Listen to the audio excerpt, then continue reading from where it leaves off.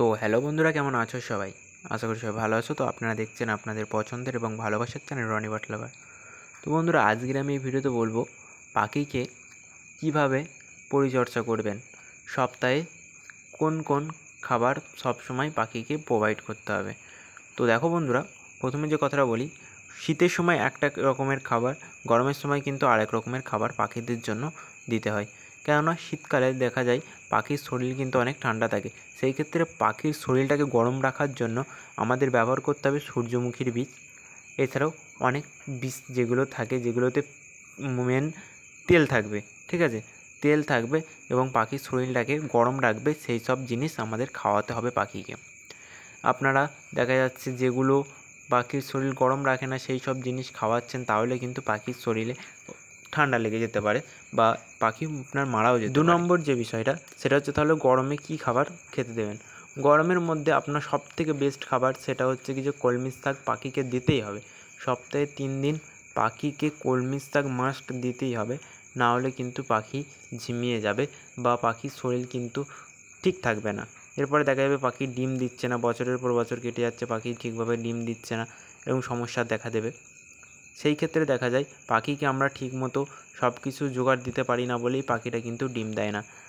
আগে আমাদের নিজেকে সবসময় পাখিদের ভালো মন্দ খাবার, কখন কোন খাবারটা দিতে হবে সেইগুলো বিষয়গুলো খেয়াল রাখতে হবে, তবেই কিন্তু পাখির থেকে আমরা ভালো কিছু আশা করব।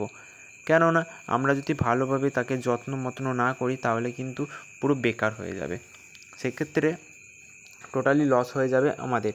তাই দেখতে হবে সবসময় পাখিকে পরিষ্কার পরিচ্ছন্ন রাখার।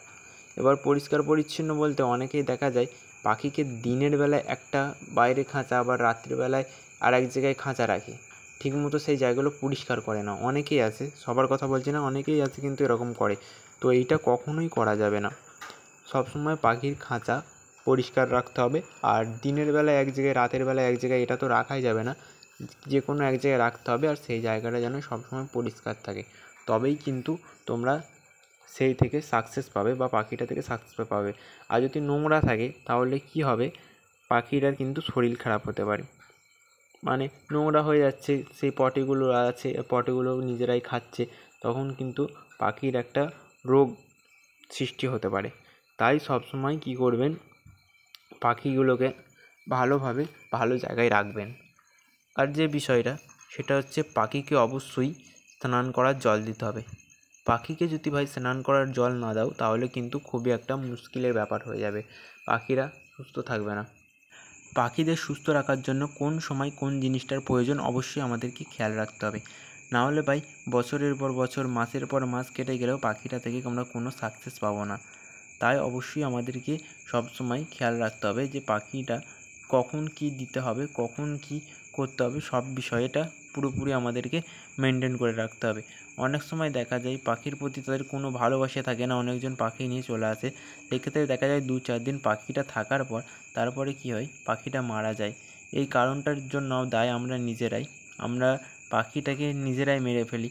দেখো ভাই, ওরা অবলা যান, কিন্তু ওদেরও একটা জীবন আছে, তাই সবসময় আমরা তাদেরকে ভালোবাসা দিয়ে চেষ্টা করব, ঠিক আছে, ভালোবাসা দেওয়ার চেষ্টা করব সবসময়। আর ভালোভাবে আমরা তাদেরকে যত্ন রাখার চেষ্টা করব, যত্ন করে আমরা তাদেরকে একটা পরিপূর্ণ খাঁচার মধ্যে ভালোভাবে সুস্থভাবে যাতে জীবন কাটে সেরকম আমরা ব্যবস্থা করে দেব। কেননা দেখো ভাই, এরা খাঁচার পাখি, আমাদের এখানেই এরা খাঁচার মধ্যেই থাকে, ঠিক আছে, তাই আমরা খাঁচার পাখি যেহেতু, তাই খাঁচার মধ্যে তাদের যেন কোনো রকম অসুবিধা না হয়, তাহলে সেই রকম ব্যবস্থা আমরা করব। আবার অনেকেই ভাববে যে খাঁচার পাখি, তাহলে আবার তাদেরকে ছেড়ে দিচ্ছ না কেন? তো দেখো ভাই, এগুলো ছেড়ে দিলে বড় পাখিতে মেরে দেবে, সেই কারণে এদেরকে বন্দি করে এদের সেফটির জন্য এই খাঁচার মধ্যে রাখা। তো দেখা হচ্ছে পরবর্তী ভিডিওতে, ধন্যবাদ।